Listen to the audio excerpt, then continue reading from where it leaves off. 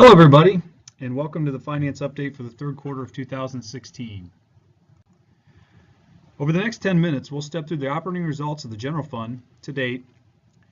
We'll take a look at where we think we'll end the year as it compares to our budgets, and then take a quick look at our sanitary sewer revenue, stormwater revenue, and how the pension investments are doing year to date.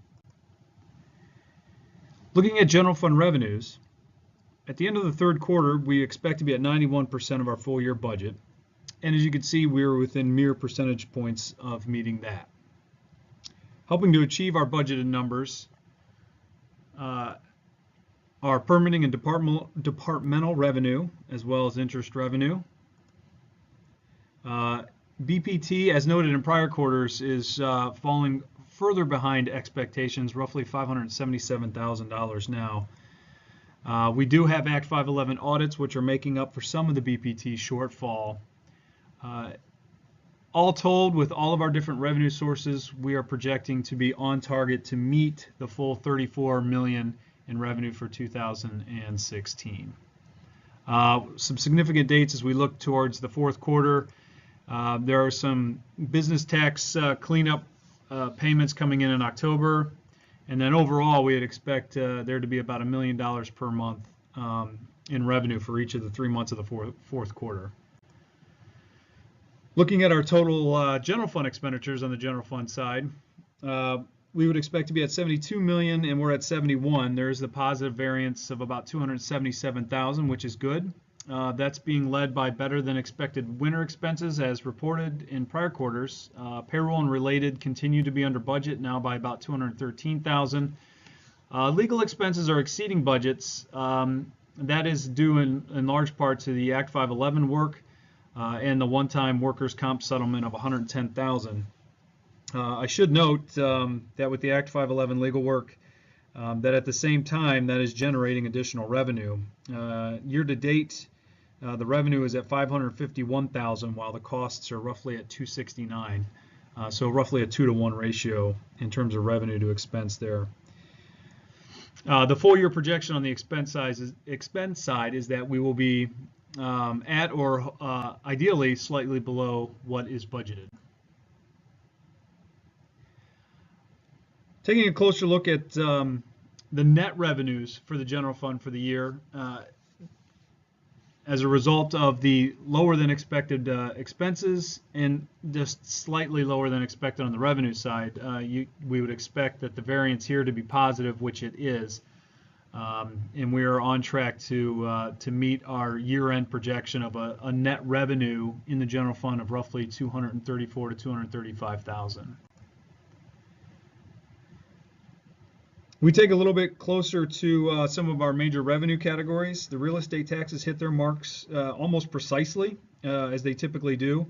And with May 31st being the deadline for this year, these numbers are basically locked in for the rest of the year. On the Act 511 group, as reported, revenues are behind expectations. BPT is behind by roughly $577,000, and Mercantile is behind by another $244,000. Realty transfer, LST, and audit revenues are doing better than expected, which is minimizing the impact of the regular revenue shortfall. All this being told, we expect to miss our full year expectations in this revenue category by roughly 2%.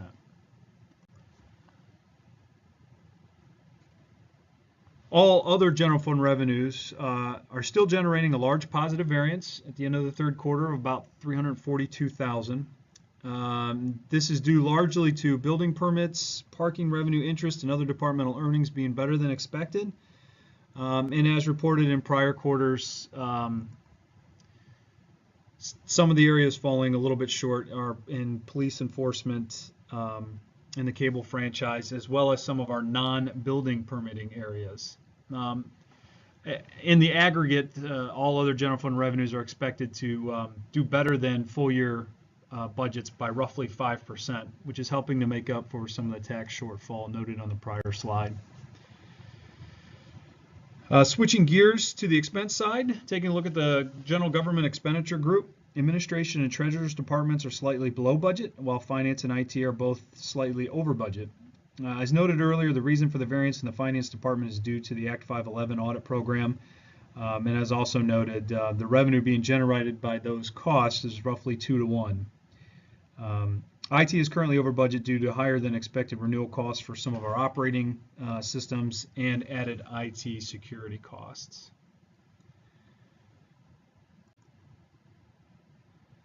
Switching gears and looking at our protection to persons and property group.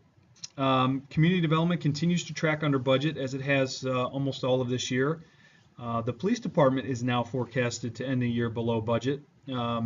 Up through the first 2 quarters, that department was trending over budget, and now as a result of a vacant police officer position not being filled, the savings from that has exceeded the overage generated by the one-time workers' comp settlement. Fire contributions are over budget as a result of higher insurance costs and timing differences in the contribution to the different fire companies. That'll be worked out by the end of the year.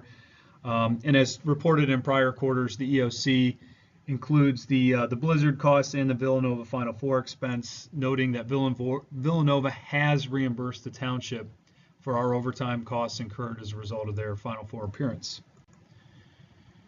Looking at the Public Works group, this group is below budget by a combined $258,000, again as a result of the mild winter and lower payroll and related costs resulting from lower healthcare and some vacant positions.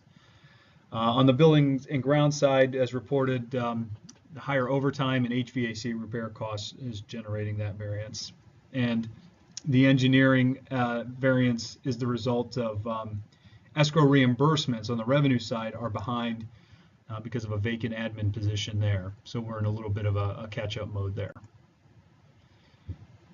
Parks and Recreation as a group is under budget by a combined $215,000, with each of the 5 departments coming in with a positive variance. These 2 are the result of lower payroll and related costs, including the employee health care being lower than budgeted. We're also showing some savings in the shade tree category as a result of less emergency trees than has occurred in prior years and what we expected. And then with the Recreation, Community, and Programming Department under budget as well.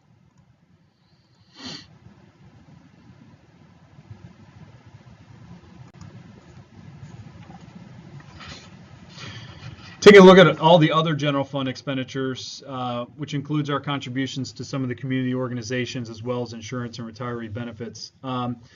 This, as a group, is under budget by roughly $73,000, due mostly to lower retiree healthcare expenses than budgeted. Highlighting quickly the $37,000 variance in the community organizations, is that is the result of a change in accounting and how we are treating the revenue sharing agreements we have with the Wayne Business Association and the Wayne Presbyterian Church. Prior accounting treatment was that the payments to those organizations was debited directly from the revenue, and we've changed that accounting to show a dedicated expense line. This allows us to track more precisely or easily the cost of those revenue sharing programs, as well as what our true total parking revenue is as well. Switching gears now to the Sanitary Sewer Fund. As reported in prior quarters, we are behind expectations by roughly 9%. We expect that to be the case through the 4th quarter as well, and end roughly 8 to 9% below estimates or full year projections. At the same time, though, we're also anticipating that our RHM contribution in the 4th quarter will be lower than expected as a result of the lower than expected consumption, which is driving the variance on the revenue side. So the impact to the bottom line should be offset slightly by the lower RHM payment. But in total, we're expecting Sanitary Sewer Fund revenues to be behind by roughly 8 to 9% for the full year.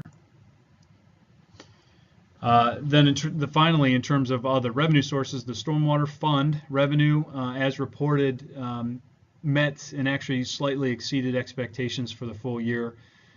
This billing period is in January, so similar to our real estate taxes, these numbers are set in stone at this point for this year. and we met revenue projections there. Finally, a new slide added to the presentation is to report on pension market performance. This was added to the quarterly updates given its impact, the impact that the performance of the pension funds in the market has on the general fund's largest expense, that being the annual MMO expense. The Township's current target is at 7.5%. Prior to 2011, the target was 8%. So we're showing two graphs that show pension investment returns. One graph, the one on the left, shows the percentage growth for each of the plans from 1995 through 2005. I'm sorry, through 2015. The graph on the right shows the investment returns, the monthly returns for 2016 to date. And as you can see, taking a look at our year-to-date for 2016, we're at roughly 6.5%, a little better than 6.5%, about a percentage short of our full-year target, with 1 quarter to go. So we'll see what October, November, and December bring in terms of returns. Preliminary forecasts from our asset managers suggest that our confidence in meeting the 7.5% for this year probably shouldn't be too high. With some of the larger economic things going on in our country and the election and just some other factors like that. So the reason why we report this again is if we do fall short of our mark of 7.5%, it'll generate an actuarial loss, which will then have a slight increase on our MMO. And we'll obviously be digging a lot more into this in conjunction with Carfax presentation at the October 24th board meeting, and future budget discussions and forecast discussions. So as we wrap this quarter's update, I want to say thank you for the opportunity to serve Radnor Township, and to make sure that if you have any questions, please don't hesitate to reach out. So until next time, take care, everybody.